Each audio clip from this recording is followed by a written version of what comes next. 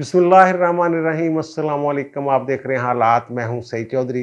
Islamabad high court ने इमरान खान का तौहीन अदालत केस में दिया गया जवाब गैर सलीबख्श करार दे दिया है और 22 सितंबर को उनके खिलाफ फर्द जुर्म आयद करने का फैसला किया है। अदालत ने करार दिया है कि बादिल नज़र में बज़ाहिर इमरान खान ने क्रिमिनल कंटेम्प्ट ऑफ कोर्ट का इर्तिकाब किया है। ये क्रिमिनल कंटेम्प्ट ऑफ कोर्ट क्या है और इमरान खान के बचने के चांसेस कितने हैं? आज क्या वो बच सकते थे और 22 सितंबर को क्या वो एक और कोशिश कर सकते हैं बचने के लिए तौहीन अदालत की कार्रवाई से? इस पर बात करेंगे और इनका जो मुस्तकबिल है, सियासी मुस्तकबिल, वो तारीख से तारीख पर क्यों होता जा रहा है, बड़ा अहम सवाल है। बहुत सारी चीज़ें ऐसी हैं जो इशारा कर रही हैं इमरान खान के सियासी मुस्तकबिल के हवाले से कि वो तारीकी में डूबता जा रहा है और 2023 में अगर इलेक्शन होते हैं तो फिर इमरान खान कहाँ खड़े होंगे। हम ये भी देखेंगे कि इलेक्शन कमीशन ने जो 13 हलकों में इलेक्शन या पोलिंग मुलतवी की है, इसके क्या असरात होंगे। क्या आइनी तौर पर इलेक्शन कमीशन ये पोलिंग जो है ये मुलतवी कर सकता है? इसका आइन के तनाज़र में और सियासी माहौल के तनाज़र में हम जायज़ा लेंगे। क्या उन्होंने इमरान खान का जो बयानिया था उसको सलाब में डुबो दिया है? ये बात देखने वाली है, इस पर बहस करेंगे। लेकिन इससे पहले मरियम नवाज़ ने आज चिश्तिया में इमरान खान की अच्छी खासी चिथरौल की है।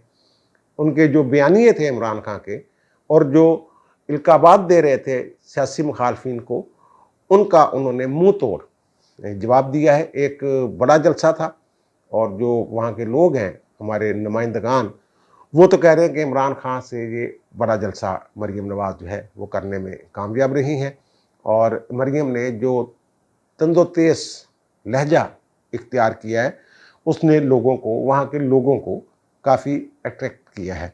और उन्होंने, मरियम नवाज़ ने अपने जलसे में, इमरान खान बहुत सारी बातें करते रहते हैं। कभी किसी को, मरियम नवाज़ को आकाशवाणी कह दिया पिछले जलसे में कि आप, वो भारत जब 1965 की जंग में जो भारतीय रेडियो स्टेशन था आकाशवाणी, तो वो झूठी खबरें देता था। तो मरियम नवाज़ भी आकाशवाणी है कि मेरी तो लंदन में, क्या पाकिस्तान में भी प्रॉपर्टी नहीं। और वही जो प्रॉपर्टी वाली बात है, वो जजमेंट पड़े ना एवनफील्ड रेफरेंस की, उसको मरियम के खाते में तो वो निकले ही नहीं थे। वो तो बेनिफिशियरी ओनर डिक्लेयर करके उन्होंने उनको इधर से पकड़ पुकड़ के घेर घार के ला के उन्होंने सजा दी थी उसमें। और उसमें नवाज शरीफ के बराबर सजा तो नहीं दी गई थी उनको। बहरहाल नहल हो गई थी वो भी उसी तरह जैसे सफदर। और सफदर का बेचारे का कसूर ही कोई नहीं था कि उसने बतौर गवाह साइन किए हुए हैं। बहरहाल इमरान खान साहब को कौन समझाए अब। अच्छा, वो मरियम ने कहा है कि इमरान खान एक शैतान और घटिया इंसान है और पीटीआई जो है वो बदमाशों और गुंडागर्दों का एक गिरोह है। एक और बात जो मरियम नवाज़ ने की है, उन्होंने कहा है फाइनल फंडिंग केस के हवाले से कि इन्होंने बहुत सारे ऐसे ममालिक से भी फंड्स लिए जिनमें यहूदी भी शामिल थे। तो वो उन्होंने कहा है कि क्या इसराइल ने हलवा पूरी खाने के लिए, वो इन्होंने हलवा पूरी गुजरात में वो तकसीम की थी ना जलसे से पहले, हलवा पूरी खाने के लिए इनको पैसे दिए थे। ज़ाहिर है उन्होंने अपने मकासद हासिल करने थे। पाकिस्तान के, जैसे अभी चंद दिन पहले इसराइली वज़ीर आज़म का इंटरव्यू जो है, उसके क्लिप आपने भी देखे होंगे। वो कह रहे हैं कि जनाब, सबसे बड़ा ख़तरा दुनिया को जो है वो जो इस्लामी ममालिक हैं, पहले नंबर पे उन्होंने ईरान का नाम लिया, दूसरे नंबर पे पाकिस्तान का नाम लिया कि इनसे है जिनके पास एटमी हथियार है। तो ज़ाहिर है फिर इसराइल का जो प्रोग्राम है या इसराइल का जो एजेंडा हो सकता है, वो तो यही हो सकता है कि पाकिस्तान को एटमी हथियारों से पाक किया जाए या इनके एटमी हथियार जो हैं वो किसी तरीके से वो उनको पाबंद कर दिया जाए या तलफ करवा दिए जाएँ या एटमी प्रोग्राम रोल बैक कर दिया जाए। रोल बैक करने के बाद ये हथियार जो है इनका क्या होगा, ये सारी चीज़ें हो सकती हैं। और इमरान खान, मैं हल्फन ये बात कह रहा हूँ कि मुझे स्टेट बैंक के एक बड़े यानी की पोस्ट में बैठे हुए शख्स ने एक दफ़ा कहा था कि जो माशी हालत इस मुल्क की इमरान खान ने कर दी, उस वक्त इमरान खान की हुकूमत थी, तो मुझे ये डर लग रहा है किसी दिन ये ना कह दे कि जनाब इतने अरब के इवज़ हमने एटमी सासे जो हैं वो बेच दिए हैं, फ़रोख्त कर दिए हैं या फिर उनको तल्फ़ कर दिया, हमें इतने पैसे मिल रहे हैं تو ہم ایٹمی اثاثے اپنے ختم کر رہے ہیں۔ یہ میں صحیح بات آپ کے ساتھ شیئر کر رہا ہوں۔ تو پھر مریم نواز نے اور جو باتیں کی ہیں، انہوں نے کہا ہاں ایک جو بات ہے جو دل کو لگتی ہے کہ ریاست مدینہ کا نام لیتا ہے یہ بندہ، اور لوگوں کے ساتھ جس طرح کا لب و لہجہ اور جو بدتمیزی کرتا ہے، بازاری زبان استعمال کرتا ہے، مریم کہہ رہی ہیں، تو پھر یہ ریاست مدینہ والا بیانیہ ان کا کہاں گیا؟ اور انہوں نے کہا کہ عمران خان میں تمہیں سیاسی طور پر گھر چھوڑ کر آؤں گی، اس طرح کی دھمکیاں شمکیاں دی ہیں۔ اور انہوں نے ایک عدلیہ والے معاملے بھی بات کی ہے، انہوں نے کہا جناب گالی دو فیصلہ لو، اب یہ نہیں چلے گا، ایسا نہیں ہوگا، یہ رواج اب ختم ہو جانا چاہیے کہ مجھے اور میرے والد کو اور میرے شوہر کو کیا اس لیے انصاف نہیں مل رہا کہ ہم گالی نہیں دیتے؟ یہ مریم نے ایک طنز کیا ہے۔ یار عمران خان بھی ویسے نا عجیب چیز ہے، پتہ نہیں وہ خود کو سمجھتے کیا ہیں۔ انہوں نے اپنے جلسے میں یہ کہا کہ جناب میں تو ایک باپ کی طرح، جیسے باپ اپنے بچوں کے بارے پر تنقید کرتا ہے، اسی طرح عدلیہ اور فوج پر تنقید کرتا ہوں۔ میری بات کو ایک باپ کے مشورے کے طور پہ یا باپ کے بیان کے طور پہ یا ایک باپ کے کردار کے طور پہ جو میں چیز کہنا چاہتا ہوں تو وہ اس کو ایسے لیا جائے۔ تو مریم نواز نے کہا کہ یار یہ ایک ایسا بندہ ہے، مریم نے بھی یہ بات کی کہ یہ کبھی ان کو اپنا باپ بنا لیتا ہے، جو ساری دنیا کو پتہ ہے۔ 2018 کے الیکشن کیسے پھر ان کو چنا گیا، 2010 سے ان کو پانی دینا شروع کیا گیا، ان کو پودا جو ہے اس کو بڑا کرنے کی کوشش کی گئی۔ 2018 کے الیکشن میں وہ پودا پوری طرح کام ہی نہیں کر رہا تھا، اس کی کبھی جڑیں نکل جاتی تھی، کبھی پتے گر جاتے تھے۔ پھر وہ الیکشن میں کچھ کیا گیا، کچھ سسٹم بٹھائے گئے، پھر ان کو اقتدار میں لایا گیا۔ اب یہ کہہ رہے نہیں میں باپ ہوں، یعنی یہ فوج اور عدلیہ کا باپ بننے کی کوشش کر رہے ہیں، تو وہ باپ نہیں بن سکے۔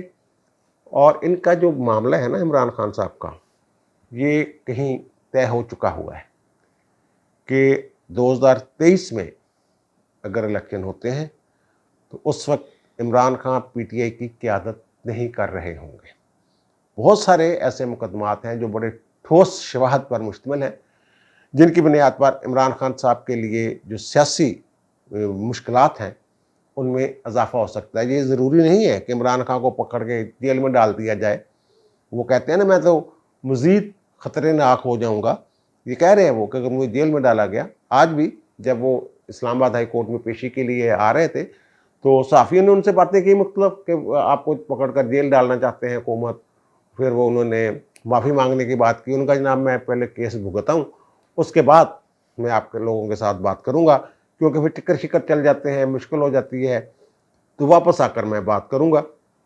لیکن ساتھ ہی انہوں نے یہ کہہ دیا کہ جناب اگر میں جیل جاتا ہوں تو مزید خطرناک ہو جاؤں گا۔ اور جب باہر نکلے ہیں تو صحافیوں کو وہ ملے ہی نہیں، نکل گئے نیوے نیوے ہو کے۔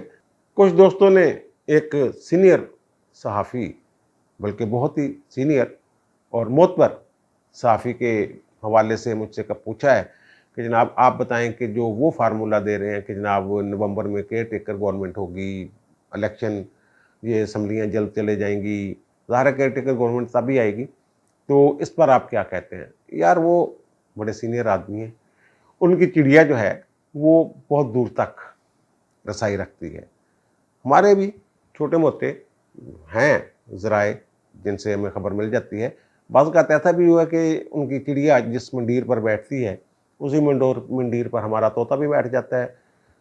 کئی خبریں ایسی ہوئی ہیں جو انہوں نے بریک کی اور وہی خبریں اسی دن میں نے اپنے اخبار میں بریک کی۔ مثلا این آر او والا جو کیس تھا، این آر او والا کیس نہیں سوری کہہ دیا، این آر او جب مشرف دینے والے تھے بے نظیر بھٹو کو اور وہ آرڈیننس آنے والا تھا، تو اس وقت ان کے انگریزی اخبار میں ان کی خبر چھپی تھی اور اسی روز میرے اردو اخبار میں وہی خبر جو ہے وہ چھپی تھی۔ اور پھر مجھے یاد ہے جب پرویز مشرف 2007 میں پی سی او لے کر آئے تھے تو پی سی او کے حوالے سے کہ جناب پی سی او جاری ہونے والا ہے اور کیا ہونے والا ہے، ان کے بھی انگریزی اخبار میں یہ خبر چھپی تھی اور میرے اردو اخبار میں بھی یہ خبر چھپی تھی۔ میرے اخبار میں لیڈ تھی، میں نے اس کے ساتھ تھوڑا سا اضافی جو میرے پاس مواد تھا وہ یہ تھا کہ میں نے بتا دیا تھا کہ عدلیہ کے کتنے جج صاحبان جو ہیں وہ پی سی او کے تحت حلف نہیں اٹھائیں گے یا پھر انہیں حلف نہیں دیا جائے گا۔ وہ ایگزیکٹ تعداد میں نے بیان کی تھی اور وہی تعداد نکلی تھی، سامنے آئی تھی آخرکار کہ اعلیٰ عدلیہ کے کتنے ججز جو ہیں اور کس عدالت سے، کس ہائی کورٹ سے اور سپریم کورٹ سے کتنے جج ہیں جو پی سی او کے تحت فارغ کر دیے جائیں گے۔ اس طرح ہو جاتا ہے۔ لیکن اب ایک ہی منڈیر پہ اگر بیٹھے ہیں ان کی چڑیا اور میرا طوطا، تو میرا طوطا تو کچھ اور قسم کی خبر لے کے آیا ہے۔ وہ کہہ رہا کہ نہیں، کوئی یہ معاملہ جو ہے کیئر ٹیکر گورنمنٹ والا، نومبر والا، یہ بظاہر نہیں ہے، اور یہ 2023 میں ہی جو الیکشن ہے یہ ہونے ہیں اور حکومت نے اپنی مدت جو ہے یہ پوری کرنی ہے۔ باقی کنسپریسی تھیوریز تو چلتی رہتی ہیں، یہ مختلف تجاویز جو ہیں پلان اے بی سی وغیرہ چلتے رہتے ہیں۔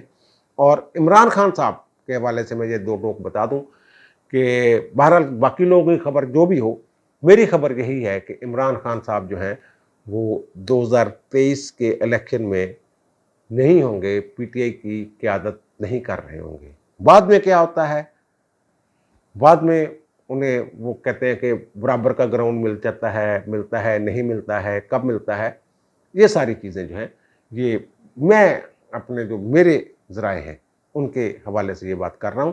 اور پھر میں نے یہ بھی کہہ رکھا ہے کہ عمران خان کو تنہا کرنے کی کوشش کی جا رہی ہے، ان کو تنہا کر کے مارا جائے گا، پنجاب میں بھی گڑبڑ ہو جائے گی، پنجاب حکومت جو ہے یہ عدل بدل ہو جائے گی۔ ظاہر ہے پنجاب حکومت کا بڑا سہارا ہے عمران خان کو، اور پھر کے پی میں بھی کچھ بدمزگیاں ہوں گی، جیسے ابھی کے پی کے ایک ایم پی اے ہیں فہیم صاحب، انہوں نے یہ کہا ہے کہ جناب عمران خان کے قول و فعل میں تضاد ہے، میں اب ایسی پارٹی ایسی قیادت کے ساتھ نہیں چل سکتا۔ بہرحال انہوں نے پرویز خٹک پہ کہا کہ جناب وہ تو بندہ ٹھیک ہے، لیکن عمران خان کے قول و فعل میں تضاد ہے، اس لیے میں پی ٹی آئی چھوڑ رہا ہوں۔ اور انہوں نے ساتھ ہی یہ دعویٰ کیا ہے کہ 20 مزید ایم پی ایز جو ہیں وہ ان کے ساتھ رابطوں میں ہیں۔ ابھی تک تو اس کی تردید آئی نہیں ہے، تو کل کو تردید آ جائے تو مجھے پتہ نہیں۔ اور پھر ان کے جو ایم این اے ہیں شکور شاد صاحب کراچی سے، انہوں نے اسلام آباد ہائی کورٹ سے رجوع کیا ہے اور کہا ہے کہ جناب جو میرا استعفیٰ منظور کیا گیا ہے وہ تو میں نے استعفیٰ دیا ہی نہیں، انہوں نے ہم سے دھوکے کے ساتھ سائن کروا لیے تھے، کمپیوٹر آپریٹر نے ایک استعفے لکھے، اس میں 123 بندوں نے سائن کر دی، اس میں نہ کسی کو مخاطب کیا گیا تھا اسپیکر کو، نہ کوئی وجہ بیان کی گئی تھی، نہ وہ ہم چاہتے تھے، ہمیں یہ کہہ دیں سیاسی مقاصد کے لیے، صرف عمران خان کے ساتھ وزار یکجہتی کے لیے ہم یہ استعمال کر رہے ہیں۔ اور اب آتے ہیں جناب عمران خان صاحب کی طرف۔ کل کے ویلاگ میں نے یہ کہا تھا کہ عمران خان کو سر دست جو ہے وہ بظاہر مجھے یہ لگ رہا تھا کہ انہیں سزا نہیں ہوگی، لیکن معاملہ بہت ادھر ادھر ہو گیا۔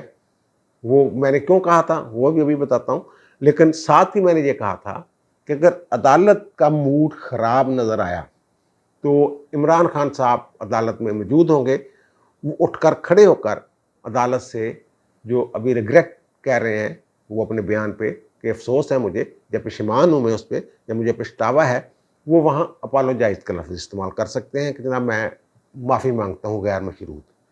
یہ کل کے ویلاگ میں جو میں نے بات کی تھی یہ ذرا سنیے۔ بہرحال عمران خان عدالت میں موجود ہوں گے، عدالت کا اگر موڈ تھوڑا سا خراب ہوا تو وہ ریگریٹ کی بجائے اپالوجائز کا لفظ بھی استعمال کر سکتے ہیں، جناب میں اپالوجائز کرتا ہوں۔ میں نے اپنے کل کے ویلاگ میں 20 اور 21 منٹ کے قریب یہ بات بھی کی تھی کہ 4 کیسز جن کا اسلام آباد ہائی کورٹ حوالہ دے رہی ہے، ان کی روشنی میں عمران خان کا بچنا جو ہے وہ مشکل ہے۔ وہ طلال چودھری، دانیال عزیز، نہال ہاشمی، فردوس عاشق اعوان کے مقدمات کی میں بات کر رہا تھا۔ یہ میں نے کیوں کہا تھا کہ عمران خان کو اس کیس میں شاید سزا نہ ہو، تو اس کی وجہ وہ میں نے بیان کی تھی کہ جناب چیف جسٹس اسلام آباد ہائی کورٹ اور جسٹس بابر ستار صاحب کی کچھ آبزرویشنز تھیں کچھ مقدمات میں، جس کی بنیاد پر میں نے یہ کہا تھا۔ لیکن ایک اور وجہ بھی اس کی تھی، ایک وجہ اس کی یہ تھی کہ جو عدالتی معاونین ہوتے ہیں ان کی رائے کو بڑا صائب مانا جاتا ہے عدالت میں، عدالت بڑی اہمیت دیتی ہے۔ میری اطلاع یہ تھی کہ میں نے اپنے پچھلے ویلاگ میں یہ بتایا تھا کہ منیر ملک صاحب اور حامد خان صاحب کی بڑی آپس میں یاری ہے، اور پھر ظاہر ہے اس یاری کا نتیجہ یہی نکلنا ہوتا ہے کہ وہ فیور کر دیتے ہیں ان کے کلائنٹ کو۔ تو میری اطلاع یہ تھی کہ دونوں جو عدالتی معاونین ہیں وہ عدالت سے یعنی منیر ملک صاحب اور مخدوم علی خان صاحب وہ عدالت سے ریکویسٹ کریں گے کہ چھوڑ دیا جائے عمران خان کو. ان کی یہ جو ریگریٹ ہے یا آخر پہ جا کے جو یقین دہانی کروا رہے ہیں اس کی بنیاد پہ خان صاحب کو چھوڑ دیا جائے. لیکن عدالت جو چاہ رہی تھی، عدالت نے آج کہا بھی ہے کہ 2 سماعتوں پر ہم نے بہت سمجھایا عمران خان. وہ سمجھایا کیا تھا؟ عدالت یہی سمجھا رہی تھی کہ بھائی غیر مشروط طور پر عدالت سے معافی مانگ لیں تو ہم جان چھوڑ دیں گے آپ کی. لیکن خان صاحب نے جناب ترجیح دی کہ کیس لڑنا ہے. عدالت نے بھی یہ کہا کہ آپ کیس لڑنا چاہتے ہیں، اور کل میں نے یہ کہا تھا کہ جو انہوں نے یقین دہانی کروائی ہے عدالت کو وہ ان کے گلے کا پھندہ بن جائے گی. آئندہ وہ عدلیہ کے خلاف چھوٹی سی بات بھی کریں گے تو یہ کیس دوبارہ اگر معاف ہو بھی جاتا ہے دوبارہ کھل جاتا ہے. تو آج جب سماعت ختم ہوئی ہے تو اٹارنی جنرل پاکستان جو ہیں انہوں نے یہ کہا ہے، جو عدالتی عملہ ہے ریڈر وغیرہ، انہیں کہا کہ جناب آپ جو یقین دہانی خان صاحب کی آئی ہوئی ہے نا اس میں ذرا دستخط کروا لیں. یعنی اس یقین دہانی کو بڑی اہمیت حاصل ہے. اور سپریم کورٹ کے جس کیس کی وہ شرمناک والا جو کیس انہوں نے عدلیہ کے حوالے سے کہا تھا اس میں بھی آج عدالت کو بتایا گیا کہ عمران خان کو تنبیہ کی گئی تھی. یعنی ان کو وارن کیا گیا تھا کہ دوبارہ ایسی لینگویج استعمال نہیں کرنی ہے آپ نے بھائی، لیکن یہ باز نہیں آ رہے. اور پھر عدالت نے یہ کہا ہے کہ جناب ٹھیک ہے آزادی اظہار رائے اوکے ہم مانتے ہیں، لیکن اشتعال انگیزی کی اجازت نہیں دے سکتے. اب خان صاحب کے اتنے فالورز ہیں اور وہ فالوور جو ہیں وہ آئے روز خبریں آتی ہیں کہ جناب وہ کبھی نون لیگ کے فلاں بندے پہ چڑھائی کر دی، انہیں وہاں گالیاں دے دی، یہ کر دی. وہ کہتے ہیں ہماری جو خاتون جج ہیں زیبا چودھری، اگر ان کے ساتھ انہوں نے یہی رویہ جو عمران خان کے فالوور ہیں پی ٹی آئی والے اختیار کر لیا تو پھر کیا ہوگا؟ پھر اس کا نتیجہ کیا ہوگا؟ آپ لوگوں کا احساس ہی نہیں. عدالت کہہ رہی ہے کہ جناب یہ آپ نے کہا کیا ہے. وہ کہتے ہیں آپ نے تو معاشرے کو اس حد تک تقسیم کر دیا ہے کہ کسی مخالف کی جو آپ کے مخالف ہیں ان کی عزت ہی محفوظ نہیں ہے، یہاں کچھ بھی ہو سکتا ہے. اور پھر انہوں نے کہا کہ جناب یہ بھی دیکھنا ہے ہم نے کہ فیصلے عدالتوں نے کرنے ہیں جو جلسوں میں ہونے ہیں. اور عمران خان صاحب کہتے ہیں جی مجھے پتہ نہیں تھا کہ اسلام آباد ہائی کورٹ میں کیس پینڈنگ ہے. تو وہ کہتے ہیں جناب جو اگنورینس ہے قانون سے وہ ان کی معصومیت کا کوئی جواز نہیں. یہ سیدھا سیدھا طے شدہ اصول ہے، بلکہ قانون ہے. اور پھر بابر ستار صاحب نے جو بات کی کہ عمران خان کو جو سمجھ ہے وہ باقی اور کسی کو نہیں. وہ انہوں نے کچھ اس طرح کی بات کی ہے کہ عمران خان جو سمجھتے ہیں باقی دنیا کو اس کی سمجھ نہیں ہے. یعنی عمران خان کہتا ہے جو میں نے یہ کہا تھا میں نے یہ نہیں کہا تھا، تو پھر باقی دنیا وہ کیوں سمجھ رہی ہے جو عمران خان نے نہیں کہا. اس طرح کی وہاں بات ہوئی ہے. اچھا اب باتیں یہ کرمنل کنٹیمپٹ کیا ہوتی ہے.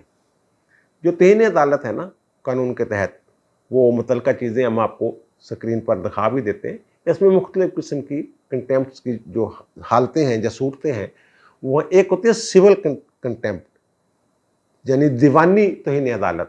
وہ یہ ہوتا ہے کہ جب کسی عدالتی فیصلے کو نظر انداز کیا جائے، عدالتی نے ریٹ میں کسی کو حکم جاری کیا ہو یا عدالت کو کوئی یقین دہانی اگر کروائی ہو آپ نے اس کی وائلیشن کرے تو یہ سول کنٹیمپٹ. جیسے کہ یوسف رضا گیلانی پر انہوں نے عدالتی حکم کو نہیں مانا تھا تو پھر انہیں سول کنٹیمپٹ کے تحت توہین عدالت کی تابرخاست عدالت سزا دی گئی تھی. پھر ہے جوڈیشل کنٹیمپٹ. وہ یہ ہے کہ آپ عدالت کو یا عدالت کے کسی جج کو سکینڈلائز کرنے کی کوشش کرتے ہیں، جیسے کہ دانیال عزیز، طلال چودھری، نہال ہاشمی وغیرہ والا جو معاملہ تھا وہ تھا. لیکن کرمنل کنٹیمپٹ جو ہے وہ یہ ہے کہ آپ کوئی ایسا اقدام کرتے ہیں جس سے ایڈمنسٹریشن آف جسٹس جو ہے اس میں کوئی رکاوٹ آتی ہے. یعنی نظام عدل میں رکاوٹ پیدا کر رہے ہیں اگر آپ، تو پھر یہ کرمنل کنٹیمپٹ ہے. اور انہوں نے خان صاحب نے اسی کا ارتکاب کیا ہے. معاملہ عدالت میں تھا ابھی اور انہوں نے رولا ڈالا تاکہ جج جو ہیں وہ پریشر میں آ جائیں اور پھر فیصلہ جو ہے ہماری مرضی کا وہ فیصلہ جاری کریں. بہرحال اب خان صاحب کے جو بچنے کے چانسز ہیں وہ مزید کم ہو گئے ہیں. تاہم جس روز ان پہ توہین کنٹیمپٹ لگنی ہے فرد جرم، اس دن اگر یہ فوری طور پہ وہ فرد جرم سے پہلے عدالت میں پیش ہو کے یہ درخواست کریں کہ جناب اس دن بھی میں نے کھڑا ہو کے جب آپ اٹھ رہے تھے فیصلہ محفوظ کر کے تھوڑی دیر بعد آپ نے سنایا تھا تو میں اس وقت بھی حاضر ہوا تھا آپ کی خدمت میں کہ جناب میری بات سن لیں، کچھ سوالات ہیں جن کو میں جواب دینا چاہتا ہوں، تو میں معافی ہی مانگنے کے لیے اٹھا تھا. تو جناب مجھے یعنی وہ پیرانو ہاتھ لادوے آخری حد تک، آخری وقت تک اختیار ہوتا ہے عدالت کے پاس کہ وہ معاف کر سکتی ہے. تو فرد جرم عائد ہونے سے پہلے اگر خان صاحب جو ہے وہ کہہ دیں جناب میں کیس نہیں لڑنا چاہتا، میں رحم و کرم پر، عدالت کے رحم و کرم پر خود کو چھوڑ رہا ہوں، تو پھر مے بی عدالت جو ہے، بہرحال یہ بیانیہ تو بنا سکتے ہیں نا کہ میں معافی مانگنے کے لیے اٹھا تھا. جو حامد خان صاحب ہے انہوں نے یہ کہا ہے، ذرائع بتا رہے ہیں کہ میں نے خان صاحب سے کہا تھا کہ عدالت کا موڈ ٹھیک نہیں ہے، تو معافی والی بات جو ہے نا وہ میں نے کی تھی. عدالتی رپورٹنگ کے میرے 25 سالوں کے دوران میں نے کوئی ایک کیس ایسا نہیں دیکھا کہ فرد جرم عائد ہونے کے بعد ملزم کو سزا نہ دی گئی ہو. بہرحال اس میں ایک اور جو چھوٹی سی بات یہ ہے کہ جب فرد جرم عائد کرنے کا فیصلہ کرتی ہے عدالت، تو ایک پروسیکیوٹر مقرر کیا جاتا ہے جو عام طور پر ایڈوکیٹ جنرل یا اٹارنی جنرل ہوتا ہے. اس کیس میں جو عدالت کا 2 صفوں کا فیصلہ آیا ہے اس میں ابھی پروسیکیوٹر والی بات نہیں ہے. اس لیے مجھے یہ تھوڑا سا شبہ ہے کہ اگر 22 ستمبر کو عمران خان صاحب پیر پور پھاڑ لین عدالت دے تو عدالت شاید جڑا انہوں نے رحم دلی ہے وہ جاگ جاوے. اور پھر دوسرا، الیکشن کمیشن نے جو 13 حلقوں میں پولنگ ملتوی کی ہے اس پر مختلف سوالات اٹھائے جا رہے ہیں کہ جناب یہ تو 60 دن کے اندر اندر الیکشن ہونے ایک مدت دی ہوئی ہے، تو آپ کون ہوتے ہیں اس کو تبدیل کرنے والے، کیوں آگے لے گئے؟ انہوں نے وجہ بتا دی، ریزن بتا دی کہ جناب امن امہ کا معاملہ ہوتا ہے، فوج ہوتی ہے، رینجرز ہوتے ہیں، ایف سی ہوتی ہے جن کو سیکورٹی کے لیے تعینات کیا جاتا ہے، سیلاب کی صورتحال ہے اور وہ دستیاب نہیں. ہم نے وزارت داخلہ کو لکھا تھا، وہ انہوں نے کہا ہے کہ جناب یقین دہانی نہیں کروائی کہ ہم جناب آپ کو دے دیں گے ان تاریخوں کو جن طریقوں پہ یہ پولنگ ہو رہی ہے. اور عمران خان صاحب کا بیانیہ یہ ہے کہ جو سیلاب ہے وہ جنرل الیکشن کے حوالے سے بات کی تھی لوگوں نے، تو انہوں نے کہا کہ جناب وہ سیلاب تو 1 مہینے میں اتر جاتا ہے. یہ کیا بات ہوئی؟ تو ان کا جو بیانیہ ہے کہ جناب سیاست جو ہے وہ جاری رہنی چاہیے، سیلاب سے لوگ مرتے ہیں تو مر جائیں، اس کو بھی انہوں نے اسی سیلاب کے ریلے میں بہا دیا الیکشن کمیشن نے. وہ آئین کا آرٹیکل ہے 254، وہ یہ کہتا ہے کہ آئین میں اگر کوئی مدت مقرر ہے کہ فلاں مدت کے اندر اندر یہ کام ہونا چاہیے اور وہ اس مدت کے اندر نہ ہو سکے تو بھی وہ غیر آئینی نہیں ہوگا. یعنی آئین خود یہ کہتا ہے کہ جناب آپ کر لیں. اور دوسرا یہ جو الیکشن، ضمنی الیکشن آگے ہو گیا ہے، اگر یہ اپریل تک چلا جاتا ہے تو پھر تو الیکشن ہو ہی نہیں سکتے ضمنی الیکشن. آئین کے آرٹیکل 224 میں لکھا ہوا ہے کہ اسمبلی کی مدت پوری ہونے میں اگر 160 دن باقی ہوں، 4 مہینے رہتے ہوں، تو پھر ضمنی الیکشن نہیں ہوگا. تو اس سے بھی 60 دن میرے خیال میں تو پیچھے اگر لے جائیں آپ، تو پھر کیونکہ 60 دن جب الیکشن ہو رہے ہیں وہ 60 دن گزر چکے ہوتے ہیں، تو ان کو اور 60 دن پیچھے لے جائیں تو پھر یعنی اپریل سے بھی پیچھے 2 مہینے لے جائیں، تو اگر وہاں تک جاتا ہے معاملہ تو پھر الیکشن نہیں ہو سکتے اگر 60 دن کی تیاری کے لیے چاہیے ہوتے ہیں الیکشن کے لیے. بہرحال یہ دیکھیں کیا بندے، لیکن اس جو الیکشن کمیشن کی کارروائی ہے اس سے عمران خان کی جو ایک دن اٹھان بنی تھی ان ضمنی الیکشنوں کے حوالے سے، جلسوں جلوسوں کے حوالے سے، اس کی ہوا نکل گئی ہے. اب اس وقت تک جب یہ الیکشن دوبارہ پولنگ کی ڈیٹ آتی ہے اس وقت تک کیا صورتحال ہے کیا نہیں ہوتی، اس کا باہر ظاہر زرداری صاحب نے، بلاول زرداری نے تو کہا ہے کہ جناب ہماری بڑی تیاری تھی کچھ حلقوں میں تو ہمیں نقصان ہوگا، لیکن میرا خیال ہے کہ اس کا نقصان جو ہوگا وہ عمران خان کی سیاست کو ہوگا. اور اس وقت تک پتہ نہیں عمران خان کی جو موجودہ سیاسی صورتحال ہے یا سیاسی پوزیشن ہے یہ برقرار رہتی بھی ہے یا نہیں رہتی. اب مجھے دیجیے اجازت، انشاءاللہ دوبارہ ملاقات ہوتی ہے نئے ویلاگ کے ساتھ. اللہ تعالیٰ آپ پر، مجھ پر، ہم سب پر مہربان رہے. اللہ حافظ.